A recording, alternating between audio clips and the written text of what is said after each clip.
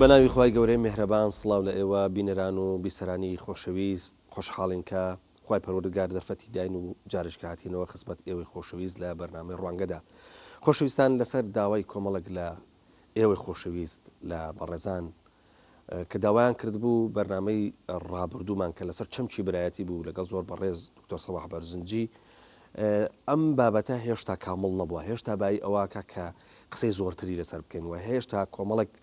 گۆشەی هەیە کە هێشتا ڕوون نەبووتەوە و ئەمە پێویستە فکر ڕوونی کاتەوە واروەها بە جۆرە لە جۆرەکان ئەو وێنەی تەواوی کە پێویستە هەبێ وێنەکە بە تەواوی پیشان بە لەسەر داوای هەندێک لەو بەڕێزانە هەر لەگەڵ جەنابی دکتۆر سەواح بەرزنجی سەرۆکی سنتەری زەهاوی بۆ لێکۆڵینەوەی فکری و لە هەمان کات مامۆستا لە زانکۆی کەشەپێدان ئەم بابەتە زیاتر تاوتویەکەین. کاک دکتۆر زۆر بەخێر بێت. کاک دکتۆر لە بەرنامەی ڕابردووە بۆی من بتوانم گرێدانێکیش بە بەرنامە ڕابردووە گرەی بدەمەوە بە پرۆگرامی ڕابردوومانەوە. تۆ لە کۆتایی بەرنامەکە باست لە جۆرگ لە برایەتی ترکرد کە تەسەورێکم جۆرگ لە برایەتی نازانام ئەگەر خودی ناوەکە یاخود بڵێن خوتی چەمکە کەش نوێ بێ قسەیەکی نوێ بوو ئەوش ئەوەیە کە برایەتی ئیسلامی چۆن گەورەترکەین بۆ ئاستی برایەتی نیشتیمانی واتە ئەو برایەتی کە مەدانەکەیە بێ بە وەلائی نیشتیمان و نەتەوە و ئەمە ڕەنگە قسەیەکی زۆر زۆر گرنگ بێ بە قسەیەکی پڕبایەخ بێ بەڵام چۆن ئێمە بتوانین ئەم باسە بدەین و چۆن بتوانین ئەم ئیتارە گەورەکەین. بەناوی خوای بەخشندە و میهرەبان سۆسپاسدانەکەم لە ڕوانگەی قورئانی پیرۆزەوە کە ژیانی پێغەمبەرانمان بۆ باز دەکا بە تایبەتی لە سوورەی شوعەرا کە سەرەتا باسی هەندێ لە سیرەی حەزەتی موسا پاشان دێتە سەر باسی حەزەتی ئیبراهیم اینجا حەزرەتی نوح پاشان حەزەتی هود و صالح و لوط و شوعیب اینجاتەوە ئەیبەسێتەوە بە داوای ئیسلامی و بانگەوازی ئیسلامیەوە لە تێکڕای ژیانی پێغەمبەرانە سووربوونێک و گرنگێکی تەواو هەیە بە هیدایەتدانی خەڵک، یعنی کارەکەیان بریتە لە ئیسلاحی سیاسی و اجتیماعی بە دەرەجەیەکەم ئیسلاحی اجتیماعی، یعنی مەسەلەی فەرمانڕەوایی مەسەلەیەکی ثانەویە لە تێگەیشتنی ئێمە بۆ حرەکەتی پێغەمبەران بۆ بزاوی پێغەمبەران. ئەوان ئەیانەوێ چاکسازی لە تێگەیشتنی مرۆڤەکانە بکەن، اینجا چاکسازی لە سیستەمی پەیوەندی کۆمەڵایەتەکانە بکەن و لەسەر ئەم مەبنایە خەڵک ببەستن بە خوای پەروەردگارەوە، بیبەستن بە تەوحید و یەکتاپەرستیەوە. لە هەموو ئەم قۆناغانەدا قۆناغی ژیانی پێغەمبەرانە پێغەمبەران لەناو خەڵکی خۆیان ئاژیاون، بۆیە قورئان بە تعبیری ئەخ ئەفەرمێ إذ قال لهم أخوهم نوح، دوایە فەرمێ إذ قال لهم أخوهم هود، اینجا إذ قال لهم أخوهم صالح، إذ قال لهم أخوهم لوط، کە دێتە سەر شوعیب إذ قال لهم شوعیب. تەنها حەزەتی شوعیب ئەو تعبیری بۆ بەکار نەهاتووە بە حکمی ئەوەی تا ئەندازەیەک دوور ژیاوە لەوان، تا ئەندازەیە دوور ژیاوە لەوان، وەکو کاتێک کە سیرەی حەزەتی موسا خوێنینەوە کاتێک کە ناچارە بێ میسر بەجێ بێڵێ ئەچێتە مەدیەن، تەماشاکە دوو کچ خەریکن لە دوورە وەستاون ناتوانن بچن ئاو وەربگرن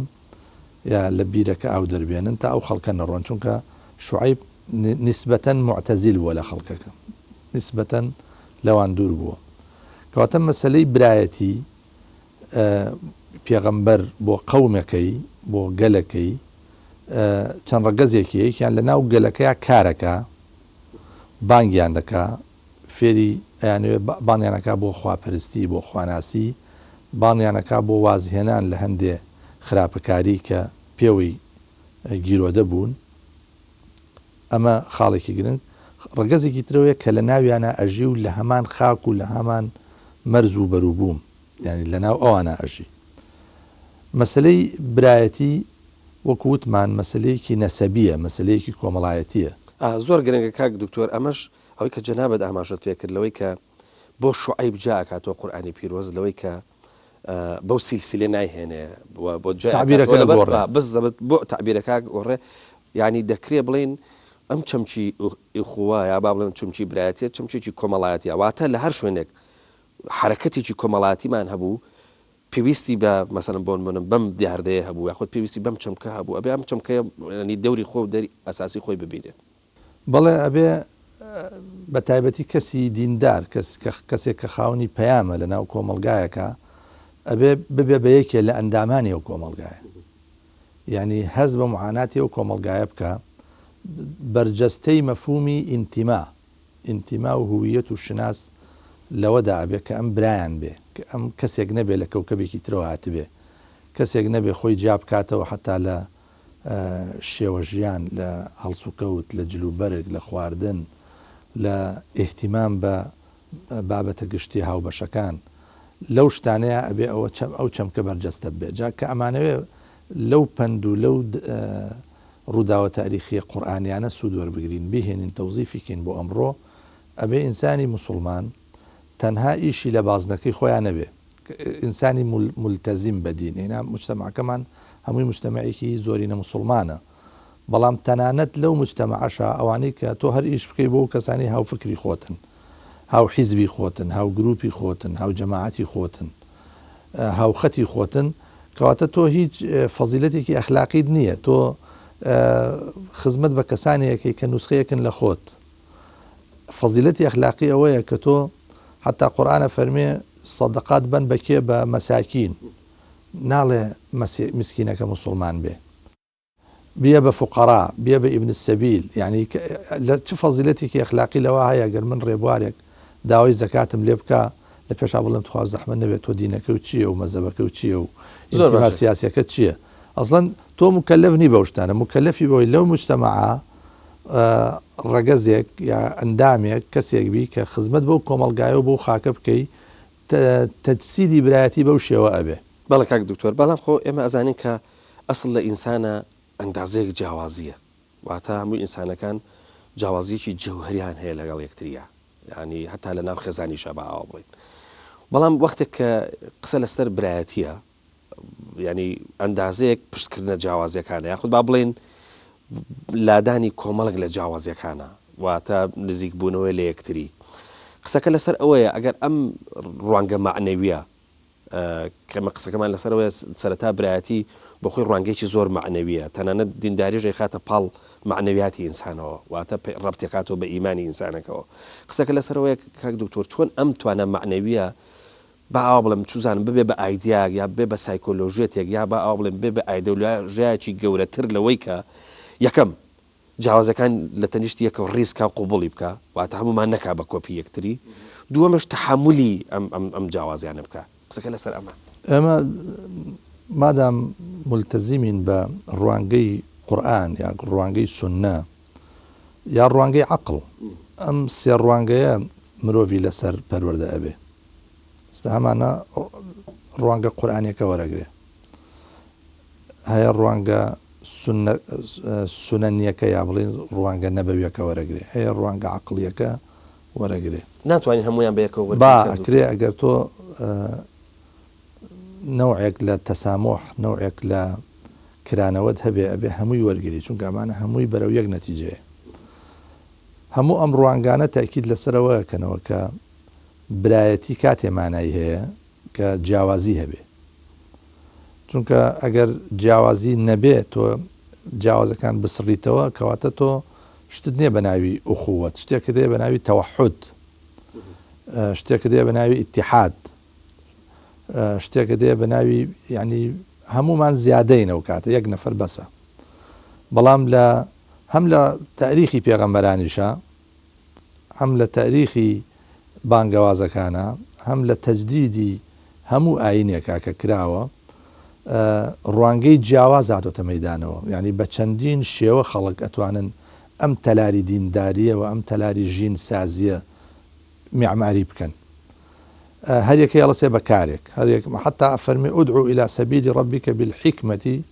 والموعظة الحسنة وجادلهم بالتي أحسن تەنانەت بانگەوازکردنەکەش یەک نەمەت نییە دڵەکان و عەقڵیەتەکان و تێگەیشتنەکان یەک نەمەڵ نییە. إن في خلق السماوات والأرض واختلاف ألسنتكم وألوانكم، يعني ئەم جیاوازی زمانە جیاوازی فکری لە پشتەوەیە، ئەم جیاوازی ڕەنگە جیاوازی کۆمەلگا و جیاوازی مەناخ و ئاوهەوای جوغرافی و ئاوهەوای تاریخی و ئاوهەوای فکری لە پشتەوەیە. هەموو ئەم جیاوازیانە علامەتێکن، نیشانەیەکن لەسەرەوەی کە ئێمە با خۆمان جیاوازین بەڵام وابەستین بە یەکخوا، با مەذهبی جیاواز، فکری جیاواز، حیزبی جیاوازمان هەبێ، بەڵام مەجموعەیە خاڵی هاوبەشمان هەیە کە ئەوەندە گرنگن، ئەوەندە بنەڕەتین کە ئەتوانین لەسەری بینا بکەین. بۆیە کە ئەو کەسی پێی وایە برایەتی مساویە بە نەهێشتنی جیاوازی، ئەو ناوێ برایەتی بکە، ناوێ برایەتی، باوەڕی بە برایەتی نییە. من برایەتی من لەگەڵ جەنابەت کاتێ ڕاستە تۆم بە هەموو مەرجێ قوبوڵ بێ، من مەرجت بۆ دانێم، تۆم قوڵێ وەکو هەی، وەکو ئەوەی کە هەی، ئەوەی کە فکرت جایە، بیر و بۆچوون و ڕوانگەت جایە. باشە ئێستا هەر لەم دانیشتنی ئێمەیە، ئەگەر جیاوازی دانیشتنمان نەبوایە ئەو گفتوگە و دیالۆگە دروستە بوو نەخێر. یعنی من ئاوا دانیشتم، تۆش هەر ئاوا دانیشتیتایە، ڕوومان لە یەکتر نەکردایە. ڕوو لە یەککردن پێویستی لە جیاوازی، پێویستی بە جیاوازی دیدگا هەیە کە دوو کەس بەرامبەر یەک داهانیشن، ئەم ڕووی لەوە ئەو ڕووی لەمە لە واقعا ئاراستی فکریان جیا کردوێتەوە. چونکە من ئاراستەکەم ئاوایە، جەنابەت ئاراستەکەت ئاوایە. زۆر باشە کاک دکتۆرە، گەینە شوێنێک باست لە ئاراستەکان کرد. ئێمە زین لە موقعیەتی سیاسیە یاخود با بڵێ لە ناو کای سیاسیە ئاراستەکان وەکو یەکنین، واتە مەرج نییە تەنانەت لە نێوان دوو هێزی وەکو یەکیشا، با بڵێن دوو هێزی ئیسلامیشە، یعنی ئاراستەکان وەکو یەکوابن. بۆ خەلفەتێکی گەورە هەیە، خەلفەتی پانتایەکی گەوری فکری و وهروەها ئایدیا و شێوازی مامەڵەکردن و جیهانبینی هەیە کە ئەم ئاراستانە یعنی ئاراستی لێک جودان ڕەنگە هەرێکان بە ئاراستەیەکی جیاواز کار بکات. بەڵام گرنگ لە ئەوەیە چۆن ئێمە ئەزانین کە لە ئاستە سیاسیەکە جیاوازەکان گەورەترە بن، مادام ئایدیا و ئایدۆلۆژیا و هەروەها تێڕوانینەکان و جیهانبینەکە جیاوازە، کەواتە جیاوازەکان زۆرترە بن، جیاوازەکان گەورەترە بن. یعنی ئەگەر لە ڕوانگە کۆمەڵایەتێکەوە ئێمە جیاوازی لە ڕووی سروشتەوە مرۆڤەکان جیاوازن، لە ڕووی کۆمەڵایەتیەوە دیسان مامەڵەکردنیان جیاوازە، لە ڕوانگە سیاسیەکەشەوە ئەم جیاوازی گەورەترە بێ. قسەکە لەسەر ئەوەیە زۆر جار ئێمە داوا ئەو برایەتیاکەین بۆ ڕوانگەیەکی سیاسی. قسە هەر هەمیشە دێتەوە سەر ئەوەی کە زەمانەتەکە چییە، زەمانەتەکە بۆ ئەوەی کە ئەم جیاوازیانە پاڵمن بەیەکەوە، ئەو وێنەی کە جەنابەت باست کرد کە ئێمە هەمومان وەکو یەکنین بە پێچەوانەوە هەمومان وێنەیەکی ڕەنگا و ڕەنگ تەواوەکەین. خۆی برایەتی ئێمە چۆن تەحویلیکەین بۆ عەقدێکی سیاسی؟ ئەمە ڕاستە. ئێستا عەقدێکی کۆمەڵایەتیە. باش، ینی من لەگەڵ براکەمە نەسەبێکەمان بەسێتەوە بەیەکەوە و مەسلحەتی هاوبەش، خێزانێکی هاوبەش و حتا ڕەنگە ماڵ و مڵکێکی هاوبەش و هەندێک شانازی و خەون و مێژوی هاوبەشمان هەیە. ئەمە عەقدێکی کۆمەڵایەتیە و ڕەنگە پێویستی بە نووسین نەبێ. بەڵام کە بمانەوێ لە ڕووی سیاسیەوە بین برابین، هاوکار بین، ئەبێ عەقدێکی سیاسی کۆمان کاتەوە. زەمانەتی بەردەوامبوونی ئەم برایەتیەمان، برایەتیە سیاسیەمان، یەکەم بوونی ئەو عەقدەیە، بوونی ئەو گرێبەستە مەکتوبەیە لە نێوانمانە. پاشان ئەو عەقدە ئەبێ عەقدێکی ئیزعانی نەبێ، ئەبێ عەقدێکی ڕەزامەندی بێ. یعنی هیچ کەسێ لە ڕووی وەکو چۆن کاتێک کە مامەڵەیەکێکی بە بازار شتێکە فرۆشی یا شتێک کڕی، ئەبێ بە تەمامی ڕەزامەندی خۆت ئەو عەقدە بکەیت، تەرەفی بەرامبەریش هیچ زەخت و گوشارێکی لەسەر نەبێ، تۆش هیچ زەخت و گوشارێکی لەسەر نەبێ. یعنی عەقدی ڕێزایی ئەوەیە کە هیچ کەسێک زەختێ لەوی تر نەکا و دەربایەسی تیانە بێ، ئیکراهی تیانە بێ. ئەو لە عەقدی سیاسیشا ئەبێ تەرەفەکان بە قەناعەتێکی زاتی و بە ڕەزامەندی تەواوە بڕیار بدەن لەسەر ئەو برایەتیە و چوارچێوەیەکی معقول بەرژەوەندی هەموو لایەک تیا پارێزراو بێ، بەرژەوەندی سیاسی. بەس کاک دکتۆرخوا ببوورە، یعنی کە ئێمە هێنێ سەر بەرژەوەندی و باس لەوەکەین کە بەرژەوەندی هەموو لایەکمانی تا پارێزراوە بێ، نازانم یعنی ئەگەر دروست بێ بڵم ئەمە تۆ جۆرێک لە میسالی بێت میسالێت نییە چونکە بەرژەوەندیەکان چۆنە من هەندێک مەطالیبم هەیە دەمەطلبم هەیە بەو قەنەعەتەوە منە ئەو برایەتی سیاسیە کە پێنجی جێبەجێ ببێ و پێنجیشی ئەتوانم چاوپۆشی لێ بکەم بەرامبەریش بە هەمان شێوە ممکنە دەی هەبێ چاوپۆشی لە بەشێکی بکاو چاوپۆشی لە هەندێکی تر یعنی بوونی عقدێکی سیاسی ضرورە ئەم عقدە سیاسیە هەموو لە ڕووی قەنەعەتی ذاتی و ڕەزامەندیەوە بیکەن و بەرژەوەندی هەموو لایەکیشی تیا پارێزراوە بێ بە نیسبەت نەک بە مطلقی یعنی تۆ حتا لە معاملەی کڕین و فرۆشتنیشە ناتوانانی بڵێ لە 100% بەرژەوەندەکەی من پارێزراوە یا بەرژەوەندی بەرامبەر پارێزراوە بەڵام نوعێ لە بەرژەوەندی نیسبی لە هەردوو کاک دکتۆرە قسە سیاسەکە ئەمەیاڵێ کە تۆ بە ئاوا بڵێن لە کاری سیاسیە خۆت با بڵێن کە وەختێک مانۆڕێکی سیاسیەکەیت ڕەنگە شتێک ببیتەوە شتێکیش بدۆڕێنی یعنی ئەمە ئەگەر ئاوها پانتایەکەی گەورەکەین و چۆنە تەوزیفیکەین بۆ بارە ئەوەی کە پێگوترێ برایەتیش ئەبێ لەو دەخاڵێک کە جەنابەت باست کرد شرطنی هەر دەخاڵەکەی من چۆن جائزیش نییە هەر دەخاڵەکەی بەرامبەرەکە ئەبێت تۆ چونکە ئەسڵەن ئێمە هەر عەقدی ئیجتیماعی خۆشمان کە بڕیارە دەین پێکەوە بژین لە گەڕێکێکە لە شارێکە لە دێیەکە لە شوێنێکە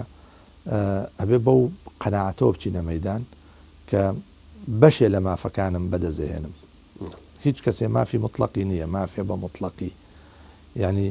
هیچ کەسێ ناچێتە بازارڕەوە بەو نیەتی کە هەمیشە قازانج بکە بە هیوای قازانجە چێ بەڵام بەو هیوایەوە ناچێت کە ڕۆژێ لە ڕۆژان تووشی کێشە نەبێت تووشی سەدمە نەبێت ئەم بوارش ئەوەیە یعنی ئەمجا ئەم عقدەکە ئەکری عقدە سیاسیە لە بینی مجموعەیە لایەنە ئەبێ لە پێش ئەم فکرەیە بکەن بە پرۆژەکەش بیکەن بە مؤسسەکە خزمەت بەو پرۆژەیە بکە و هەمویان تەعاقودی لەسەرەکەن و هیچ کەسێکیش پێی عیب نەبێ گەر بەشداری نەکە ینی مەسەلەکە ئەوەیە ینی ئێستا خەڵکێک وا تەفسیری مۆزوعەکەیەکە ئەڵێگەر تۆ ئامادەی ئەو برایەتی نەبی کەواتە تۆ لە دین لاداوە یا لە تەخوین تەکە ینی مەسەلەن ئەمە غەڵەتەکە لێرایە ئەسڵەن بۆ خودی عقدەکە وابەستەیە بە دینانی مەسلحەتەکەەوە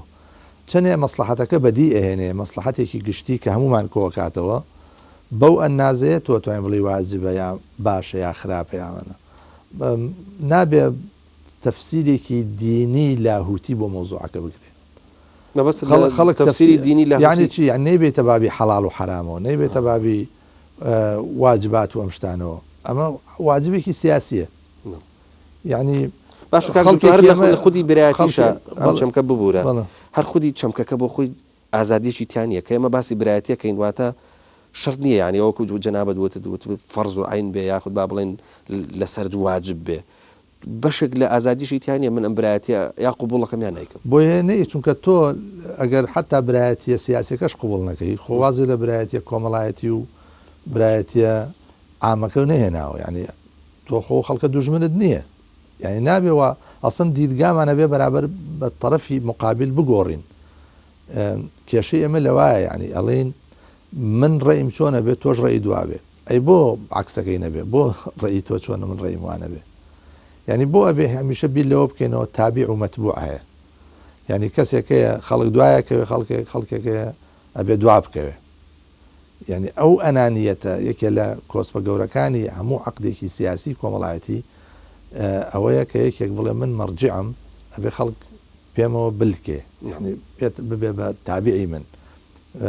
لە ڕوانگەی منەوە سێری دنیا بکە نەخێر لە ڕوانگەی تۆ سێری دنیا ناکە هەموو کەس ڕوانگەی خۆی هەیە یعنی هیچ کەسێک ئەو حەقی نییە بڵێ من معیارم بۆ شتە حەقیقەت بڵێ مادام من ئەمە باشە زانکەواتە ئەمە باشی مطلقە و ئەبێ خەڵک تابعی ئەمە بێ باشە کاک دکتۆر ئەگەر ئێمە بۆی ئەندازەیەک لە ئەم تەحەفوزە ڕزگارمان بێ ئەوەی کە پەیوەستە بێتەوە جارێککە بە مەسایلەی برایەتیەوە ئێمە ناتوانین برایەتەکە لە ڕوانگە کۆمەڵاتەکە وەکو خۆی بێڵینەوە بەس نەیپەڕێنینەوە بۆ بارە سیاسەکە ینی لە بوارە سیاسەکە ناویی تری لێ بنین چوزانەوەی کە جەنابەت باست کردە عەقدێکی سیاسی نازانم چوزام دەستەواژەیەکی تری بۆ بدۆزینەوە کە ینی بەشی ئەوەش بکە کە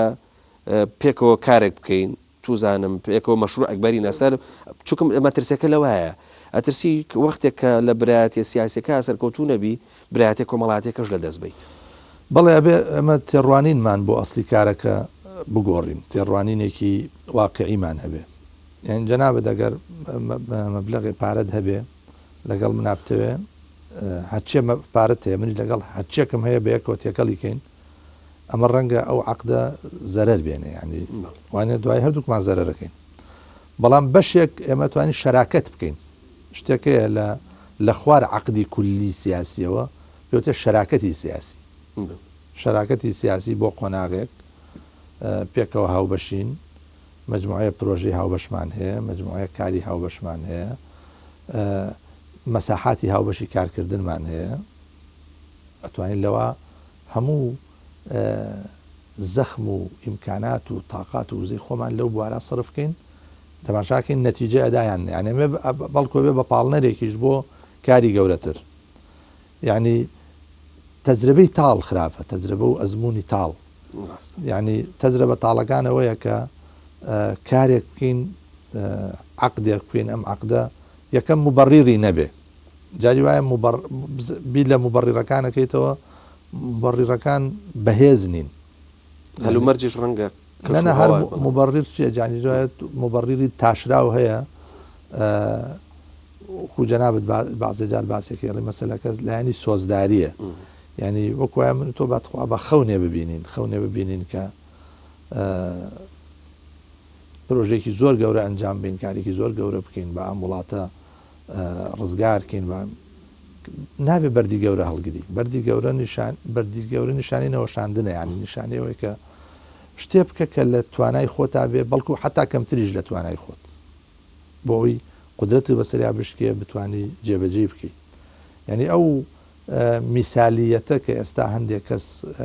خەونی پێوە بینێەوە پێی وایە خۆ لە حەدی ذاتی خۆیەکو خەون موجهە، یعنی قابلی قبوڵە لە ڕەهەندی سیاسیەوە. بەڵێ بەڵام لە ڕوانگەی واقعیەوە مجموعەیە قەناعات ئەبێ دروست ببێ، قەناعاتی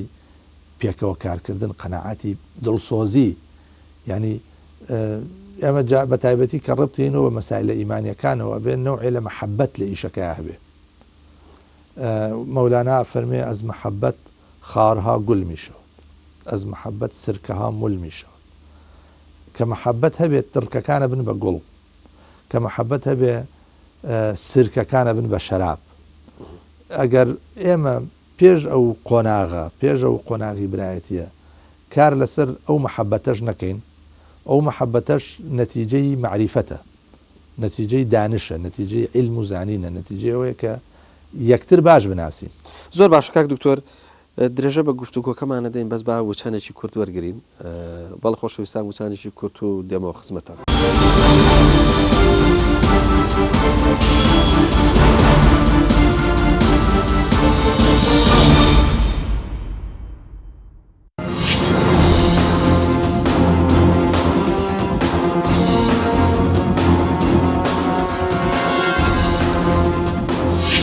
چیە ئێوە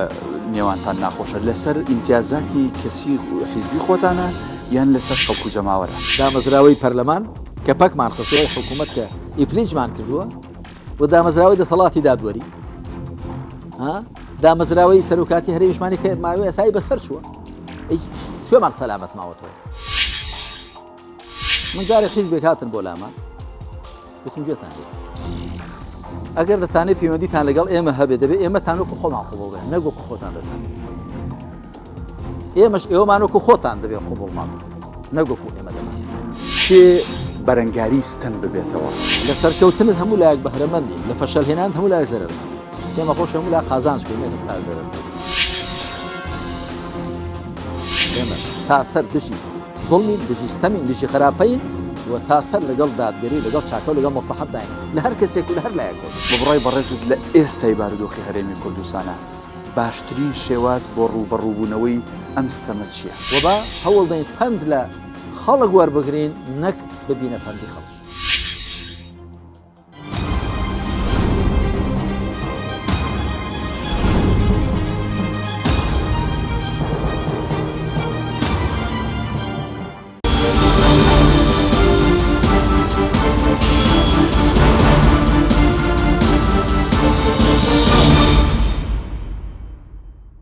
بەڵە خۆشویستان جارشکە سڵاو لە ئێوەی خۆشەویست لەگەڵ جنابی دکتۆر سەباح بەردەوامە بین لە گفتوگۆکەمان لەسەر ئەوەی کە وتمان چەمکی برایەتی. کاک دکتۆر، تۆ ئەگەر مەسەلەن بۆ نمونە بتەوە دەرگا بە ڕووی ئاندەیەکی باشا بکەیتەوە ئەبێ جۆرێک لە ڕابردوو تێپەڕێنیت و ئەو ڕابردووی کە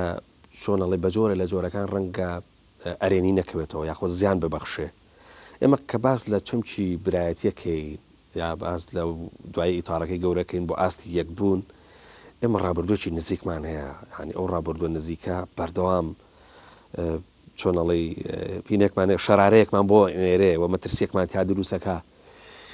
ینی ئەو ڕابردوو هەمیشە چانسی وا تەسەورێکرێت کە چانسی دووبارە بوونەوەی هەبێ بۆ ئەوی برایەتیەک دروست نەکەین و دوایی بە جۆرە لە جۆرەکان لێمان هەڵۆشێتەوە ڕیسەکە چوزانم ئاڵۆز بکە چی بکرێ بەوەی کە ئەو ڕابردووە نزیکە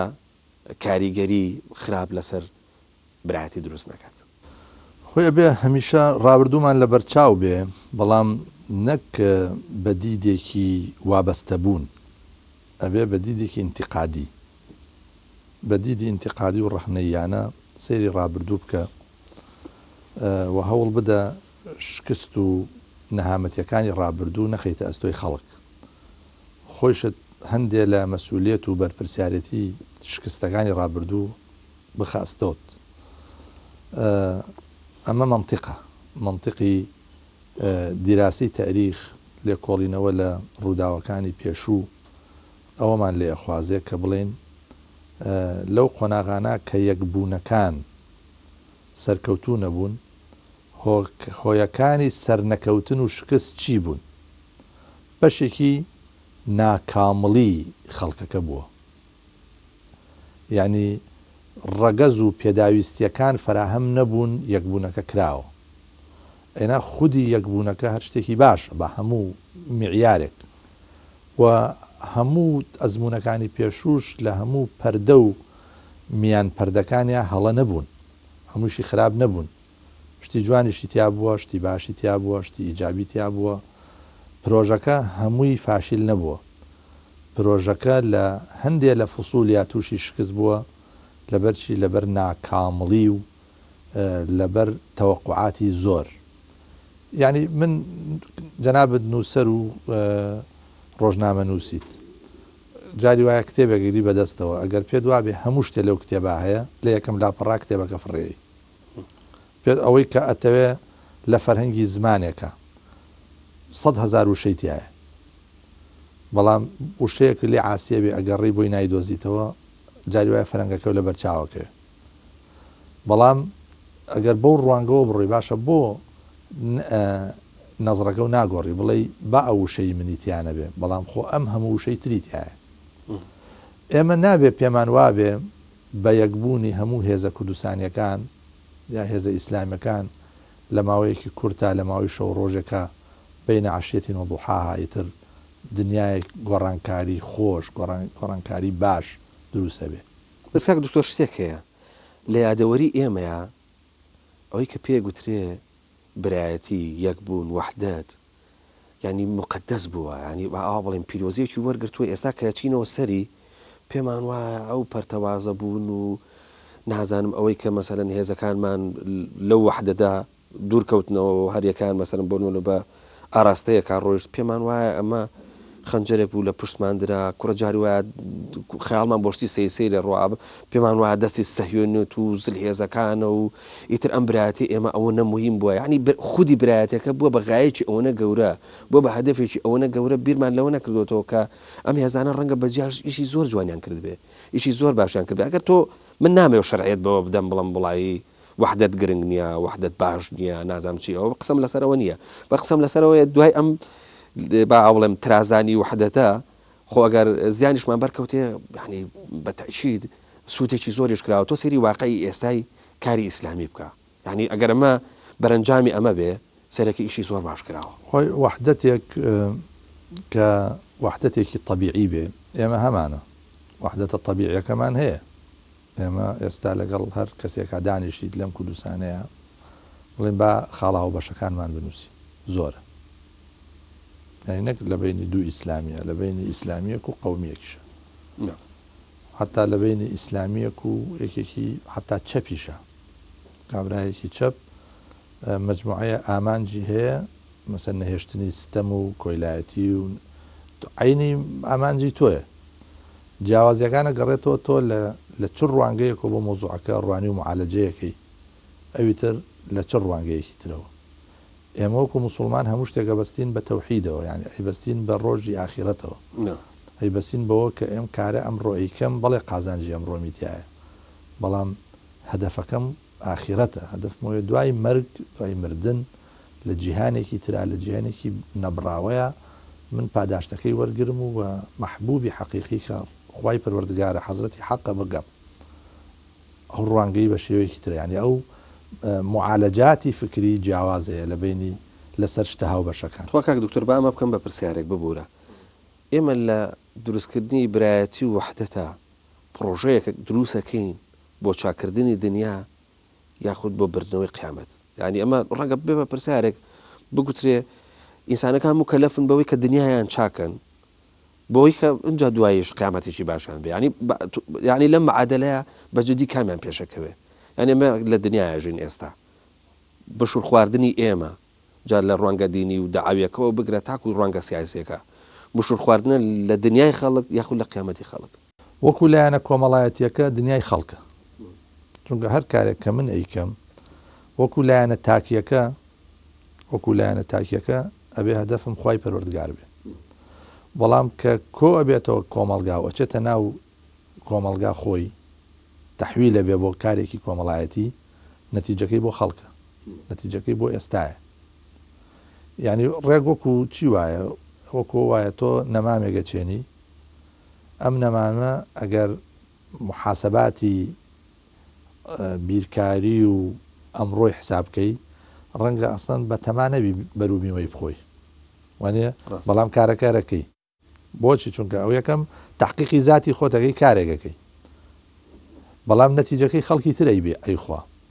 نەتیجەکەی خەڵکی تری خوا لەو بارەوە ئێمە ئەدەبیاتێکی زۆر غەنی و دەوڵەمەندمان هەیە ئێمە لە قسەکە لێەوە هات کە ئێمە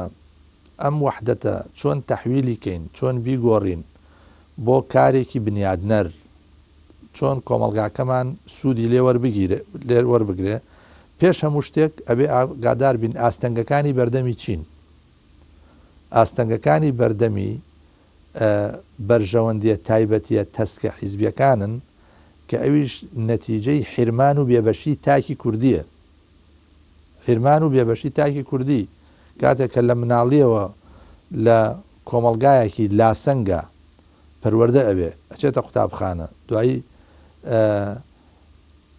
نە قانون هەیە نە شەریعەت هەیە نە نیظامێک هەیە نە پەروەردەیەکی تەندروست هەیە ئەم ئینسانێتە ناو کۆمەلگا زۆر جار بە شانس لە حرمان و بێبەشی نەجاتیە بێ یعنی کەسێک بۆ نمونە گەنجێکە شانسێکی بۆ دروستە بێ وەزئی ژیانی باشە بێ شانسەکە چۆنە ینی فرسەتێکی بە هەر شێوەیەک بێ لەم کۆمەلگایە بۆ دروستە بێ تەماشاکەی ئەبێ بە خاوەنی ئیمکانیات و وەزئی باشە و لە حرمان نەجاتیە بێ بەڵام زۆرینەی خەڵک لە حاڵەتی حرمانان بۆ یەکەیەتە ناو کایەکی سیاسیەوە ئەوێ لەو حرمانە نەجاتی بێ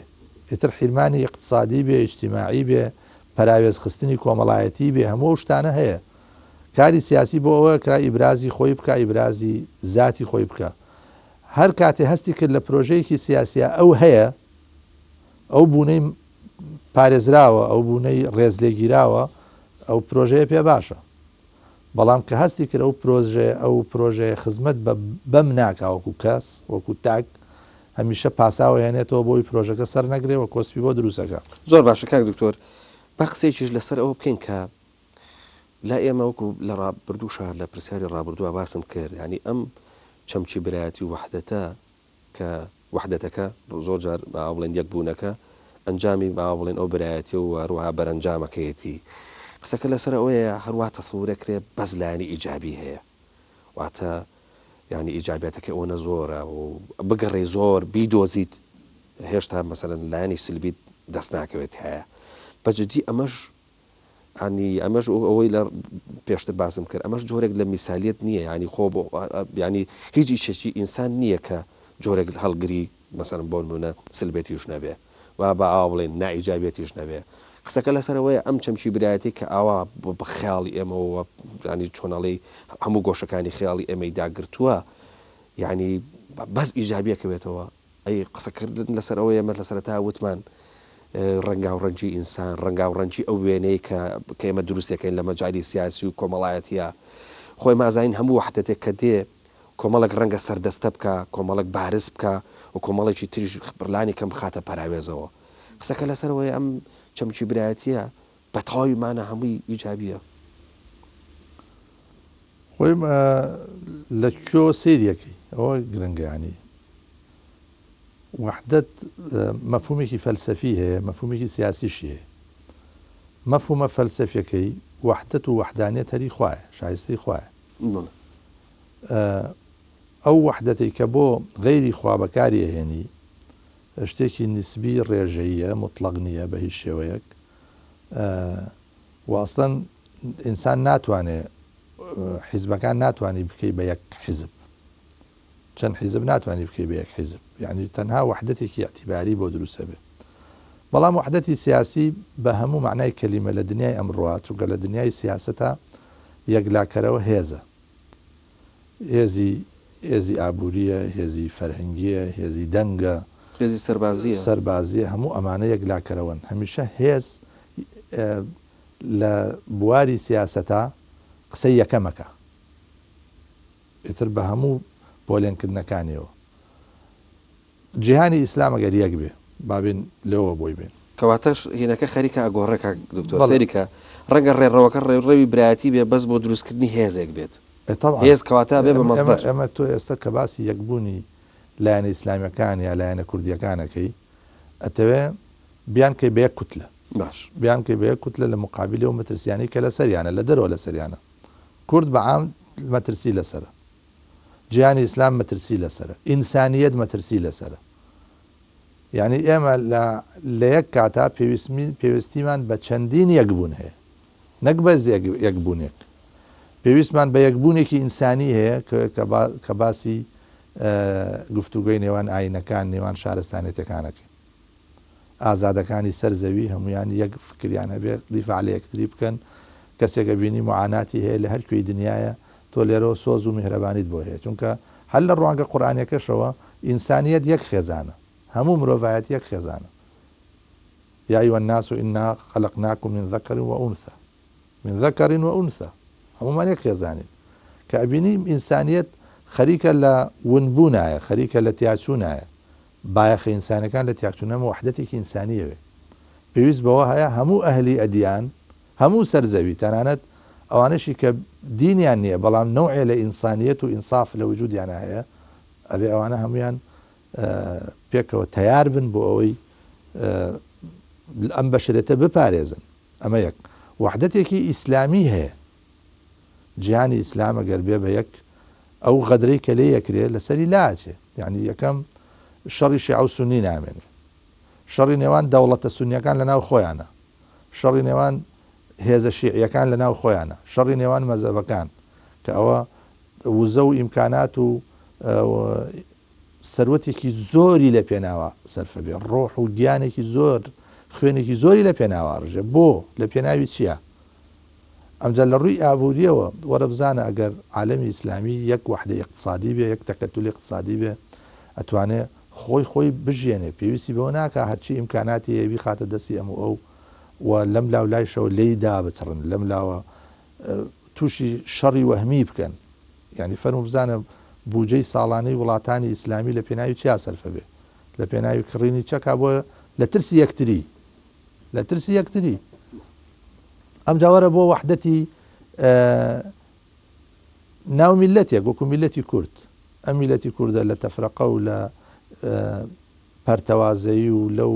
وەزعی کە هەیەی چەند زەرەری کردووە چەند تووشین و ینی شەڕی براکوژی شەڕی خۆکوژی شەڕی یەکتر تاوانبارکردن ئەمە ئەم میلەتی چەند زەعیف کردو ئەم جاوەرە بۆ بەشی کوردستان ئەم کوردستانی تیاژین ئەم هێزە سیاسانی کوردستان کە یەگنین کە پێچوانی یەکتری قسەیەکەن دژی یەکترین لە مقدساتی یەکتر ئەدەن لە پیرۆزیەکانی یەکتر ئەدەن لە ڕموزەکانی یەکتر تاوانبارەکەن یەکتری ناشرینەکەن ئەمە کاواتە کاک دکتۆر عمرمان تیاچوو ئێمە یعنی ئەو سەرمایە عەزیمەی کە ئەمانە بریتێ لە عمر سەرفی مناقەشاتی بێنەتیجە بێموبەڕیر بێ بیان و بێ پاساوەکەین کاک دکتۆر ئەو مەسەلەی هێزە زۆر سەرنجە ڕاکێشەمەوەی کە جەنابەت باست کرد ئەوش ئەوەیە کە بەجددی ئەوەی کە لە هاوکێشی سیاسیا زۆر گرنگە ئەو ململانێکردنی هێزەکان و هەروەها تەوازونی هێزە و ئیسلامیەکان زۆر ڕەوایە ینی ئەم بیرکردنەوەی ڕەنگە زۆر باش بوو بێ لەوەی کە لە هەرێمی کوردستانە کە تاکو ئێستا تاکوتەرە ئەو هێزان پێ دروست نەکرابێ ئەو هێزە دەستە جەمعەیە بگەڕن بۆی کە هێزێکی گەورەتر بن لە ئێستای کوردستانە ڕاستە ئیسلامیەکان لە ئێستا ڕەنگە هەریەکان بە جۆرە لە جۆرەکان موقعیەتی خۆی هەبێ و بەخشێکی گشتی ڕقم بن بەڵام ئەگەر ئەم برایەتیە هەڵبژێرن وەکو ڕێڕەوێک وەکو ڕێگایەک بۆ ئۆچی لە پێناوی مەبەستێکی گەورەترە کە پێ گوترێ ناڵم لە مەبەستی برایەتی گەورەترە بەس مەبەستمەوەیە لە ئێستا مەبەستێکی گەورەیەک لە ڕوانگە سیاسیەکەوە کە دروستکردنی هێزێک لە تەجریشی هێزەکانی ترەوە کە بتوانێت ئەمیش ململانێکی گەورە بکە کەواتە ئەگەر ئێمە لێرەوە ئەمە قبول بکەین بڵین برایەتی ئێمە و وحدەتی ئێمە بۆ شتێکی دیاریکراوە کە پێ گوتێ تەوازونی هێز لە هەرێمی کوردستانە و ئەمەش فۆرمێکی زۆر سیاسی هەیە ڕەنگە سەرکەوتوتر نەبین لەوەی کە هەمیشە ئەم چەمچی برایەتە بخولێنینەوە بە دەوری ئەو برایەتی ئیمانی و برایەتەکەمان ئەوە ئابێت لەبەر چاومان بێ کە ئێمە ئیشێکەکەین بۆ ئەوەی کە هێزێکی بەهێزتر بۆ ئیسلامیەکان لە هەرێمی کوردستانە دروستکەین فعلا نەبێ بە وشیاریەوە مامەڵ لەگەڵ مۆزوعەکە بکەین یعنی تۆ هێزی ئیسلامی دروستکەی بەڵام ئەمە ببێ بە سەبەبی ئەوەی تووشی سیراعات و نیزاعاتێکی تر ببی لەگەڵ جیهاتی ترە ئێمە بن بوتم دائیرەیەکی گەورە و بازنەیەکی گەورەی ئینسانی هەیە کە ئەمان بەسێتەوە بە زۆرێک لە هێزە ئینسانیەکان بازنەیەکی ئیسلامی هەیە ئەمان بەسێتەوە بە هێزە ئیسلامیەکان یعنی سەر و مەزهەبیەکان ئەمجا لە ناو ئیسلامیشە ئێمە ئینتیمایەکمان هەیە بۆ مەزهەبی سوننە لە ناو ئێمە ئینتیمایەکی قەومیشمان هەیە ئینتیمایەکی ناوچەییشمان هەیە هەموو ئەمانە ئەبێ ئەم دایرانە یەکتری نەسڕنەوە ئەبێ ئەم دایرانە خصوصیەتی خۆیان و ڕەنگی تایبەتی خۆیانیان هەبێ کە ئێمە بمانەوێت حتا لە کوردستانە وەزن بۆ ئیسلامیەکان دروستکەین وەزن بەوە دروست نابێتەوە سەنگەر بگری لە مقابلی هێزە قەومیەکانەوە یا هێزە ئەلمانیەکانەوە نە ئەبێ ئەوانش بێنیتە سەر ئەو قەناعەتەی کە تۆ هێزێکی ئیسلامیت ئینسانێکی دڵسۆزی لەم خاکاڵ قوڵاوی گۆشەنیگای خۆتت هەیە دەوری خۆتت هەیە کاریگەری و وزە و ئیمکانات ئەندامی خۆتت هەیە کە ئەتوانێت قیادەی وڵاتێک بکە بەو ڕوانگەوە بێ مامەڵە بکرێ بە وشیاریەوە بکرێ حەسر نەبی ینی حەسر نەبی لە دائیرەیەک ئەو تەواو حەسر نەبی لە هینێک ئەو تەواو یعنی ئینسان جارێک لە سیاسەتە تۆ بە دوای وەسڵای بە دوای فەسڵانیت بە دوای ڕاکێشانای بە دوای دوورخستنەوانیت وەکو ئەو کاری کە عیرفانەی بینێ عیرفان و تەسەوفی بینێ کە مەولانا فەرمێ ما بەرای واسڵکردن ئامەدی ئێمە بۆ وەسڵکردن هاتوین بۆ فەسڵ نەهاتوین بۆ ئاوێزانکردن بۆ ئاوێزانکردن و پێکەوە بوون ینی چەند باشە ئێمە ئێستا لە کوردستانە ئەو تەوەجوهە جیاوازانە نزیکەینەوە لە یەکتری نەشبێ بە یەکتەوەجوه بەڵام ببن بە مکەمیلی یەکتر ببن بە تەواوکەری یەکتر ببن بە سەبەبی پڕکردنەوەی کلێنی یەکتر ئەمە ئەکەم بە پرسیارێک کاک دکتۆر ئەوش ئەوەیە کە بە بڕواایەوە کە باز لە برایەتیە کرێ برایەتی ئەوەندەی هەڵگری مەشروعەتی ئیش و پێکەوە ئیشکردن و شەراکەتی ئیشکردنە یاخود بەئاوا بڵین ڕێڕەوێکە یاخود با بڵێن بەئاوا بڵێ ئیلتیزامێکە بۆ وەحدەت و بۆ یەکبوون چونکە ئێمە ئازانین ئەگەر بۆ مەشروعەتی ئیشکردن بێ ڕەنگە بەئاوا بڵێن پرانسیپەکانی یاخود با بڵێن ڕێڕەوەکەی جیاواز بێ هینەکەی جیاواز بێ ئاراستەکەی جیاواز بێ خۆگەر بۆ وەحدەتیش بێ ڕەنگە هەر ئاراستەکەی جیاواز بێ قسەکە لەسەر ئەوەیە ئەگەر ئێستا باز لە برایەتی ئیسلامی بکەین برایەتیمان بۆ ئیشکردن دەبێ یاخود برایەتیمان بۆ وەحدەت دەبێ قسەکەشمان لەسەر ئەوەیە هەرێکە لەمانە ڕوانگەی جیاوازی هەیە و چۆن لە ئیشکردنی جیاوازیشی بۆیە ئێمە جارە بمانەوە نەمانەوێ مجموعەیە برامانەیە لەم وڵاتەیە مجموعەیە خەڵکەیە کە هەر یەک بە شێوەیە برامانە هەیە برامانە یعنی هاوفکرمانە هەیە برامانە هاودینمانە هەیە برامانە هاو زمانمانە هەیە برامانە هاوڵاتیمانە ڕەنگە زمانیشی جیاواز بێ بەڵام لە یەک وڵاتە لەگەڵ ئێمەژی بە یەکەوە ئیشەکەین ئەمە برایەتی ینی پاراستنی مافی یەکتری حریص بوون سووربوون لەسەرەوەی کەس مافی نەخورێ ئەو مەفهومی حتا پێغەمبەر صلی الله عليه وسلم لو فرمودا كفرمي المسلم أخو المسلم فلا يظلمه ولا يخذله ولا يسلمه ما بس يوه برجستەیەکە لە پاراستنی مافی یەکترە لە داکۆکیکردن لە یەکترە یعنی کە بینیم کەسێک هاو زمانمە هاودینمە هاو وڵاتمە هاو فکرمە غەدرێکی لەیەکرێ زوڵمێکی لەیەکرێ مافێکی پێشێ لەکرێ تا ئێوارە بڵێم برامە بەڵام دیفاعی لێ نەکەم برایەتی معنای نییە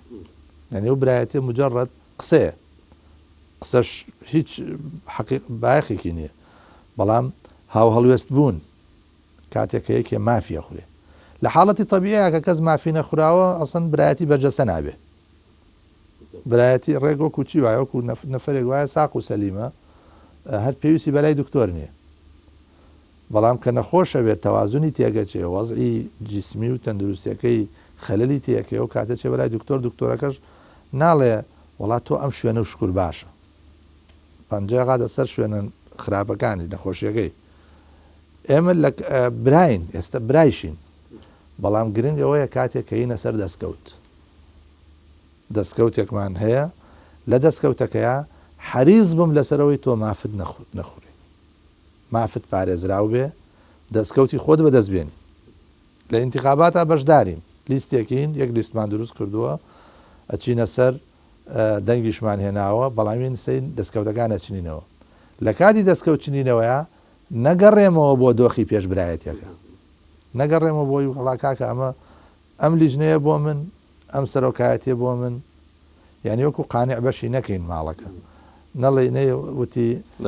ئەو هێسرە شێتەی جووتەوە شێنە دابنێ بۆ من هیچ داوێن بەڵام ئەو پشی لە جوانەی پرخەت و خاڵە چش با بۆ تۆ بێ ڕەونەقی ماڵە زۆر ڕاستە دوایەڵێ ئەما لەسەربان هەتاک و ئاسمان هەمووی بۆ تۆ بێ بێکەسری و نوقسان بۆشایی هیچی لە کاتێکا کە دێنە سەر مەوزوعی هەڵسەنگاندن کاتێک دێنە سەر دەستکەوت کاتێک دێنە سەر باسکردن لە ڕابردوو لە داهاتوو لەو کاتەیە ئێمە برایەتی ئەوەیە کە بڵێ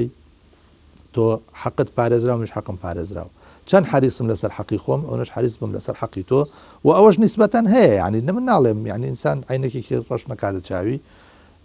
ئومێدەوارم نەک باهین یعنی بە تایبەتی لە کاتی سەرکەوتنەکانە برایەتی زیاتر بەرجەستە بکەین نەک لە کاتێکا کە هەمومان زەعیفین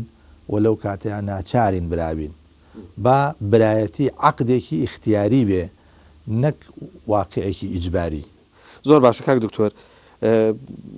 کاتەکەم زۆر لە کۆتایی نزیک بۆتەوە کۆتا پرسیارم ناچارم ئەمە بکەم ئەویش ئەوەیە بڵم ئێستا ئەمەزانین لە هەرێمی کوردستانە دۆخێکی زۆر ناجێگیری هەیە و هێزە سیاسیەکان هەرێکان ڕوویان لە شوێنێکەوە بەجددی ئاراستەکانش ڕوو لە کۆمەلگانین ئاراستەکان ئەوەی کە جەنابەت باست کرد ڕوو لە بەرژەوەندی بڵین لۆکاڵین ڕوو لە بەرژەوەندی زۆر جار لە ناو هێزە لۆکاڵەکانیش بەرژەوەندی تاک ئەبێ بە سنتەر قسەکەمان لەسەرەوەی هەرێمی کوردستان تا چەند لە غیابی برایەتی و ئەوەی کە ئێمە باسمان کرد لە دوو ئەڵقەی بەرنامەکەمانە تا چەند لەو غیابە ئەژی خۆی ئێمە برایەتیمان هەیە لە کوردستانە تا ئەندازەیەک ئەو وەزعش کە بە تەواوی نەترازاوە ئەگەڕێتەوە بۆ هەندێک لە حزوری ئەو چەمکی برایەتی بەس کاک دکتۆر تۆ زۆر باست کرد کە لە کوتمان برایەتێکەکەین بەس ئەگەر ینی بەرەنجامەکەی ئەوە بێ کە وەختێک دەستکەوتەکانە چنینەوە بێ دەستکەوتەکان بۆ هەمومان بێ کە برسین بەیەکەوە برسیە بین کە تێرین بەیەکەوە تێرە بین فعلاً ئەوە بەڵام کێشە لەوایە براگەورەکان کەمترین مافی براگەورەی جێبەجێەکە یعنی هەمیشە براگەورە ئەوێ برا بچووک مطیعی بێ بەڵام کە دێتە سەر مەسلەی پاراستنی بەرژەوەندی برا بچووک برا گەورەکە ئاگاداری برا بچووک نییە. ئالەو حاڵەتانە برایەتی نامێنێ، برایەتی ئەبێ بە مجرد وەسیلەیەکی دیعایی، وەسیلەیەکی دیعایی و ڕیکلام وەمانە. ئێمە ئومێدەوارین ئەو وەزعی کە هەیە بەرەو ئەوە بچێت کە فعلەن برایەتی ڕاستەقینە دروست ببێ و ئەوانەیان کە ئەو کەسی کە چۆتە ژێرباری ئەم مەسئولیەتە هەر کەسێک لە هەر دائیرەیەکە کاچێتە ژێرباری مەسئولیەتی برایەتی ئەبێ سینەی فراوانتر بێ، قبوڵی ڕەخنە زیاتر بکە و پشووی درێژتر بێ و ئامادە نەبێ بە هیچ نرخێ واز لەو پرۆژەی برایەتی بێنێت.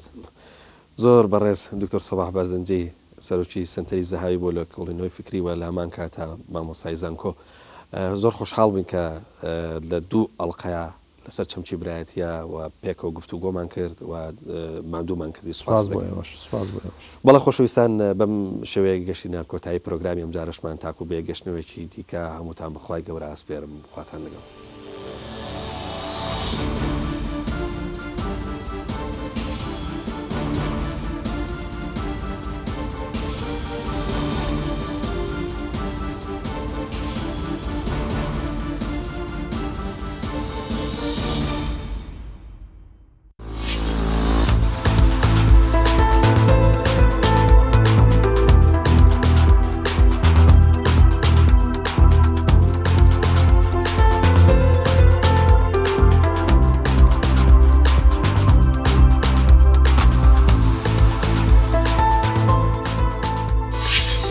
ئێمە ئەمڕۆ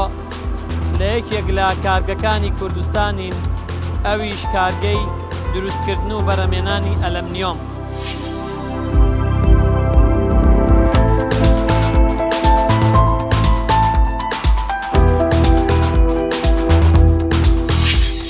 ئەبێت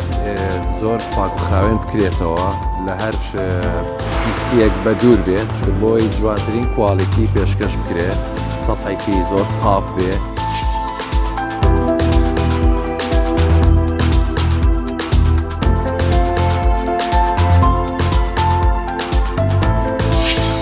خۆی و بۆڵستەرەکەی بەشەکەی کە سێ چوار بەشن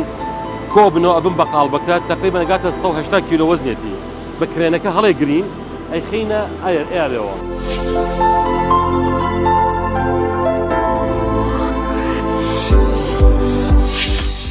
شەوەیەکی بەرزی هەیە و هەروەها کواڵەتێکی باشی هەیە کە ژەن هەڵمایەنێ و تحملی گەرما و سەرماکە لەبەرەوە خەڵک ئیتیمانی پیاوە بۆ مەشاریع بۆ دروستکردنی دەرگا و پەنجەرە بۆ